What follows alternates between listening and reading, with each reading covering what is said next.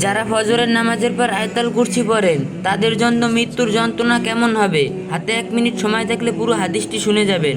হযরত মুহাম্মদ সাল্লাল্লাহু আলাইহি সাল্লামের মৃত্যুর সময় যখন ঘনিয়ে এসেছে, নবীজির ঘরের দরজায় একজন কড়া নাড়াচ্ছেন। মা ফাতেমা রাদিয়াল্লাহু আনহা বললেন, বাবা, একজন নতুন লোক দেখলাম দরজার পাশে।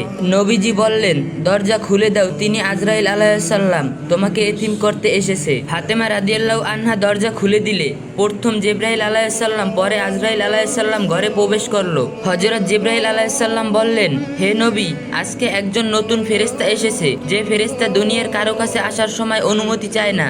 আজকে আপনার কাছে অনুমতি চাইছে। আপনি যেতে চাইলে সে আপনাকে নিয়ে যাবে, আর না যেতে চাইলে আপনাকে রেখে যাবে।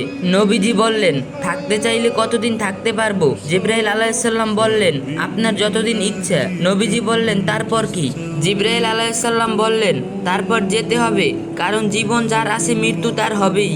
নবীজি বললেন, যেতে যখন হবে তাহলে এখনই আমি আমার আল্লাহর সাথে দেখা করতে চাই। হযরত আজরাইল আলাইহিস সালাম প্রথম নবীজির বুকের উপর হাত রাখলেন। নবীজি বললেন, আমার মনে হচ্ছে বুকের উপর উহুদ পাহাড় রেখেছে। নবীজি বললেন, কি রাখলেন আমার বুকের উপর? আজরাইল আলাইহিস সালাম বললেন, নবীজি, আমি জানি আপনি আল্লাহর সবচেয়ে সম্মানিত মেহমান, তাই আস্তে করে আমার হাতটা রাখলাম।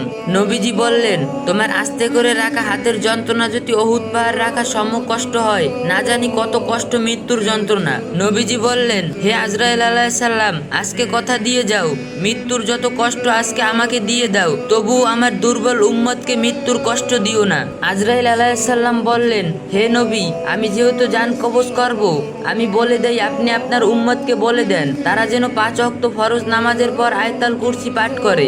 আমি কথা দিলাম তারা মরণের কষ্ট তখন টেরও পাবে না।